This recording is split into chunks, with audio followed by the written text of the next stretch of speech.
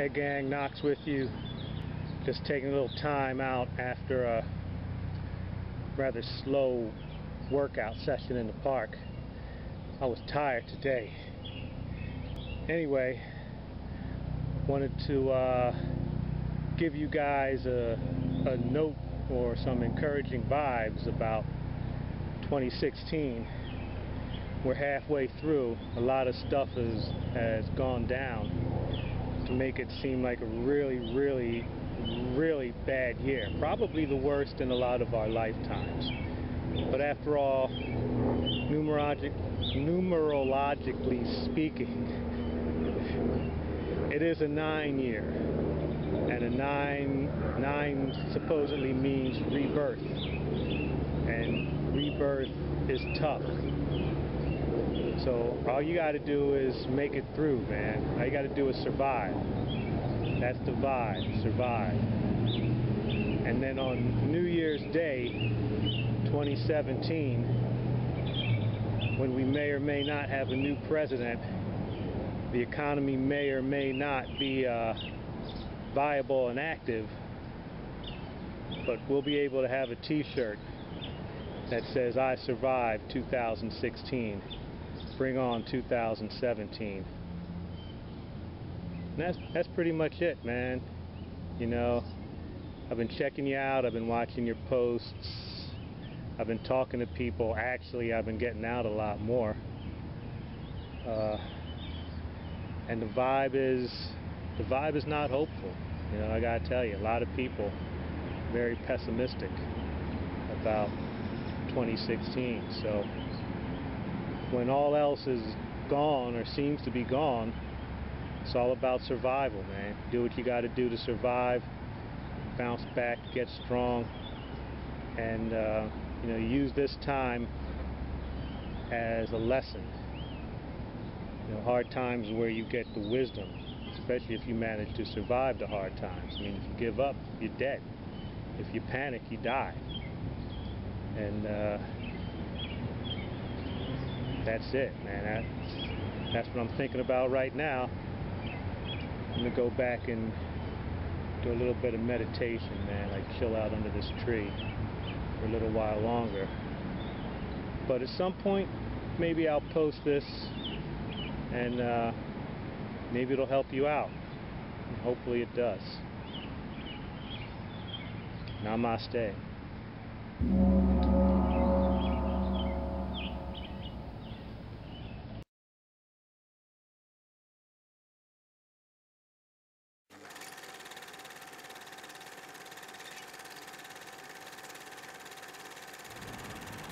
Hey, what's up, family? Here's the first birthday transmission, and it's not really about me today, even though it is, but I thought I'd show you these waterfall things coming down the glass. Pretty cool.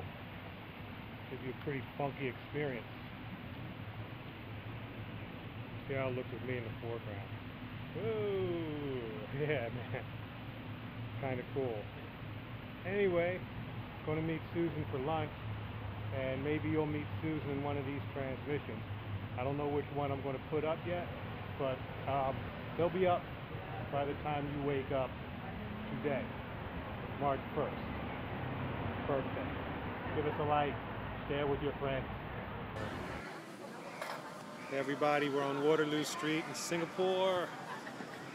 Where are we going? You can talk.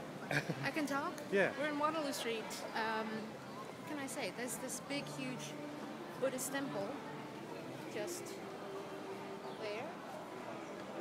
You can probably just go. This is one of the most famous ones. You can see a lot of people praying in there. Oh wow, beautiful.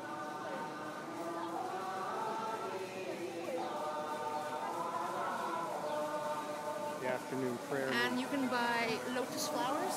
See all these bulbs? They're lotus, and lotus is very kind of a iconic Buddhist flowers. And you see some of them praying outwards. And you look at them praying, they pray inwards for all the different gods. Because it's Taoism and Confucianism and Buddhism. So the Buddhism, they would pray out this way, because this is where God is out here. Cool. All right, let me introduce you to Susan. There she is, my sister on the other side of the world. And that's it for today, or for the moment. Peace. Okay, now we're rolling. Here we are. Birthday, Singapore. Yay, happy birthday! Thank you very much. Susan, you met her in another video. You'll see her again in this one. We're walking down Waterloo Street, where there's a whole bunch of like stuff to buy and pray, and more stuff to buy, and you can pray and chant. And aura pictures. Aura pictures. We got the aura picture today. So I'll post that report somewhere, but this is one of those places that you kind of have to come when you're a tourist, and I guess when you visit too. So onward to better adventures, different adventures. This area used to be very, this is where the ladies of the night used to hang out. Oh, the red light district. So the red light district, Boogie's Market, is famous for that. That's all gone now, no more. All cleaned up. And they have just switched to a different kind of commerce. So once again, KC, like and share. And oh, by the way, happy birthday again, Pisces. Yay! Another Pisces. Happy birthday to me. So yeah. So like and share, and thank you everybody for the birthday wishes and all the safe travel messages. It goes a long way. Honest. Peace. Yo, what's up, gang? KC with you, rolling up here in Little India, which is my kind of spot. Digging it. Had a birthday meal with my friend, quite a surprise. Very happy surprise on that note. And going back to hang out with Susan this evening before I take off for Malaysia tomorrow. Apparently I need to get rid of this hat. Probably need a new one.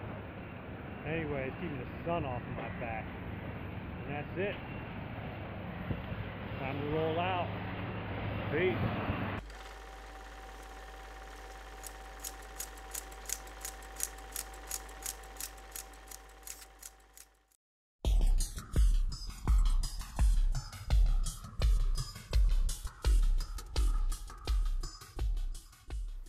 Okay folks, this is what I call home work.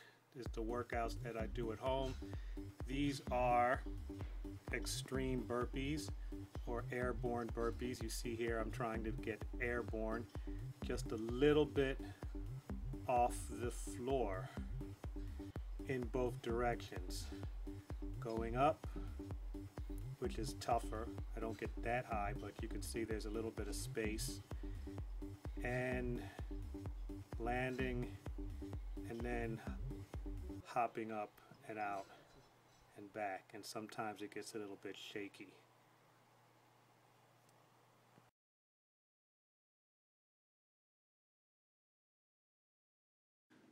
Okay, push-ups, the first week or two I was doing standard push-ups out like this. Probably like anywhere from 10, I think I worked my way up to 20. But towards the end of the month, I started doing them more like this. I call them Sphinx because I don't know what else to call them, but it reminds me of the Sphinx. So we're here, and we're pressing up to here. And what I found, besides this being harder, better for the core. So I guess at some point,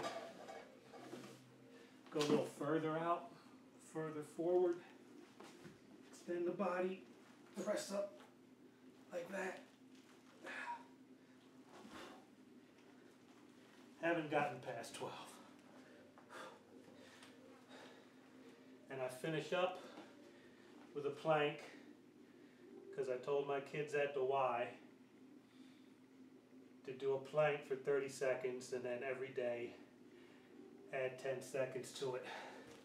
So I started out with 30, just holding it here, and I'm not going to waste 30 seconds doing a plank. You know, it might take me 30 seconds to talk about it. Anyway, 30 seconds in the plank. Work that up to 100 seconds. That was it. Do 3 rounds of that, takes about 35-40 minutes. I had breakfast and I go to work and I'm ready to brag about the exercises that I did. So that's it from Minimum Wage Fitness. I'm KC. Until the next time, peace, stay fit. Alright, this is working towards the high tuck. It looks like crow pose or crane pose, but this was suggested as a way to work myself into a planche, a proper planche, and I've got a long way to go because I can't even get a high tuck yet. I'm not trying to hold myself up on my elbows. The forearms are good enough, just trying to get the balance, and you see how difficult it is. Another way to gain strength is with handstand push-ups. Sometimes I'll just do the handstand, other times I'll hit the push-ups. You can see here my left side is a little weak. Going over to the side.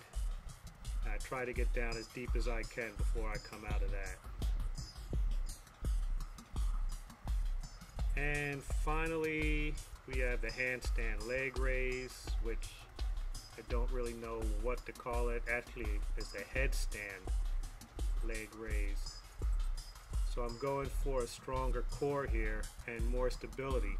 And actually, when I do this, I'm getting an isometric in my neck and trapezius muscles. So I'm pretty sore after that. It is a 3-point. My head is on the floor or on the blanket. And eventually, after several years, I bet, I will be able to hold it up there in some kind of balanced position without using a wall. And that's it. That's the homework. Practice makes perfect. Remember, minimum wage fitness doesn't cost you an arm and a leg to get in shape. And that is the word of the day. Peace.